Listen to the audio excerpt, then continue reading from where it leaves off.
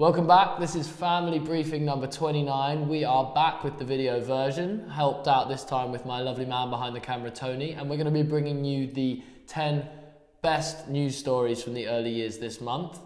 And where else to start but with the new Ofsted inspection framework.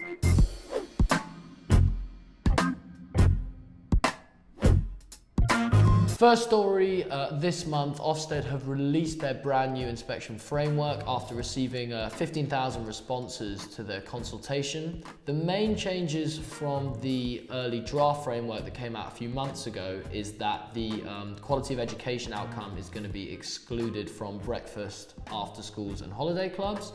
That was something that a lot of people in the sector wanted to see. Other than that, opinions seem to be mostly good. I definitely recommend, if you haven't already seen it, our 10-minute interview with Jill Jones from Ofsted, all about the big changes in this framework. And also another link that we have in the article that I think is brilliant is Juno Sullivan's blog for Leaf, talking about how she's going to approach the new changes with her staff so that when these changes come in September 2019, they're ready. Super useful if you want to know how to prep for yourself and for your staff. Next up, we've got a worrying report from Loughborough University, who found that 500,000 more children are being affected by poverty in the UK compared to the beginning of the decade. They've also found that in some of the major boroughs in London, it's now more than half of the children living in those boroughs that are facing poverty.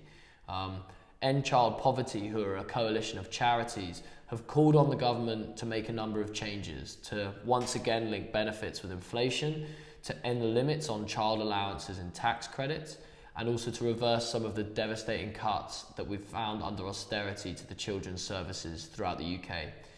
In the story below, we've also got a few other reports, first from the Human Rights Watch and from the UN Rapporteur, who have also been making some pretty damning claims about the extreme poverty situation in the UK. If you want to have your say, Early Education have got a survey out at the moment to find out what providers can do to help support these families better, so get your answer into that in the link below.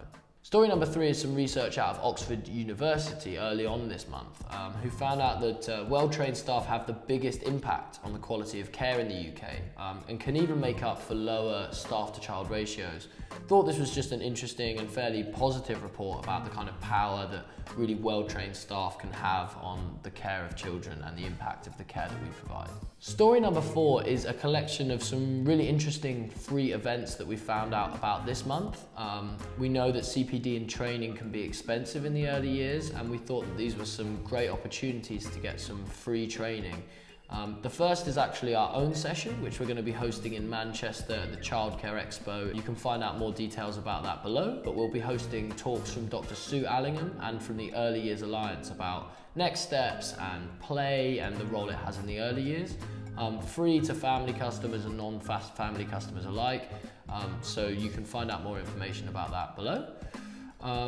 The new strategic partner for the early years, the National Child's Bureau, is running 5 free Learn, Explore debate sessions throughout the UK, and that's throughout July. There's 2 in London, 1 in Newcastle, 1 in Leeds, and 1 in Birmingham. And that's going to be about learning, about exploring, and funnily enough, about debating all of the things that are going on at the moment in early years. For the 3rd year in a row, the South London-based Music as Therapy International is offering 7 free places on its interactive music making course, which is all about, it's a 6-month course all about helping staff on how to use music in a more therapeutic way in their setting. Check out the details about that below and see if any of them are interesting to you.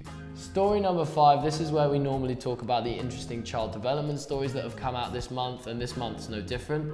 We had an interesting study out of the University of Pennsylvania that found that napping for 30 to 60 minutes at least 3 times a week can lead children to have fewer behavioural problems and tend to excel academically. Don't know right now whether the same applies to staff, but we can keep our fingers crossed. Another study about showing the relationship between children exploring nature in their childhood and better adult mental health later on. This is from the Barcelona Institute for Global Health, following up on a similar research that we reported on from Aarhus University last week. This third story is probably the favourite of mine, actually. Some researchers found out that if we communicate the food benefits of food by saying statements like, lentils help you run faster, when we're kind of helping to feed children, then it can actually help them to make healthier choices compared to when we just present that food to them without these kind of positive, affirmative benefit statements. And finally, some research out of the University of Massachusetts that found that 3 to 5 year olds, preschoolers who are watching TV have problems with their sleep significantly more than those who don't watch TV at all.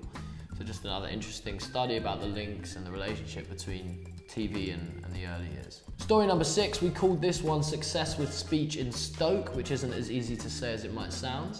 And the government have released a case study all about an initiative that's been going on in Stoke called Stoke Speaks Out.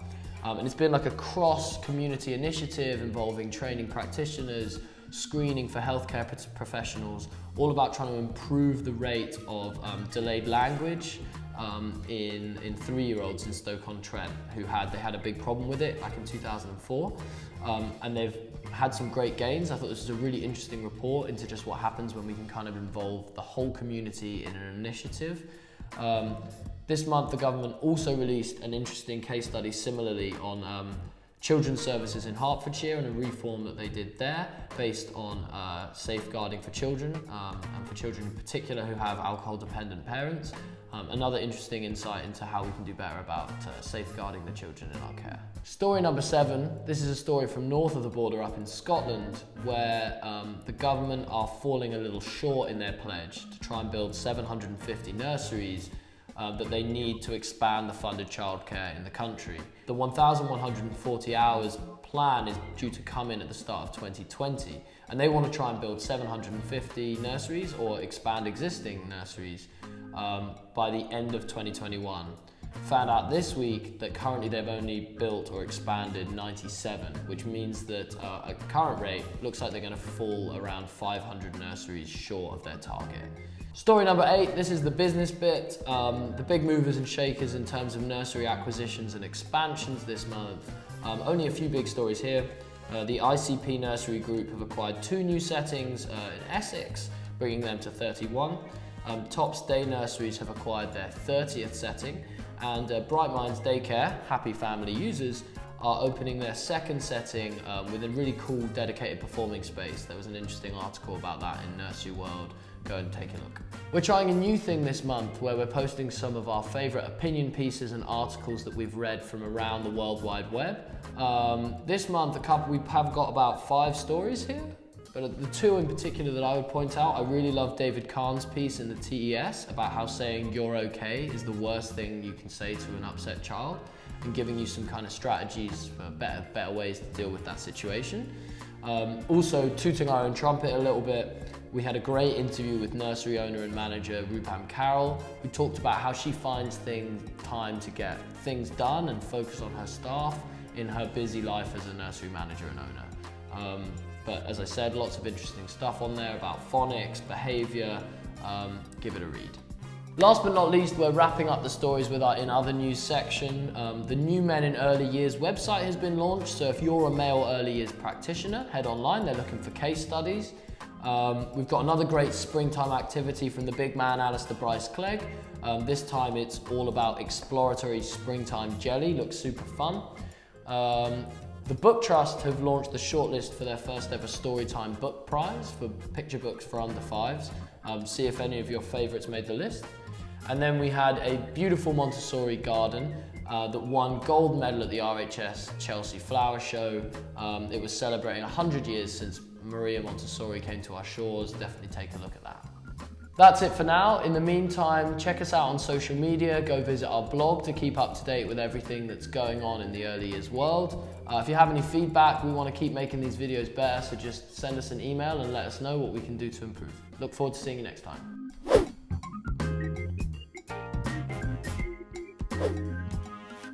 Bye.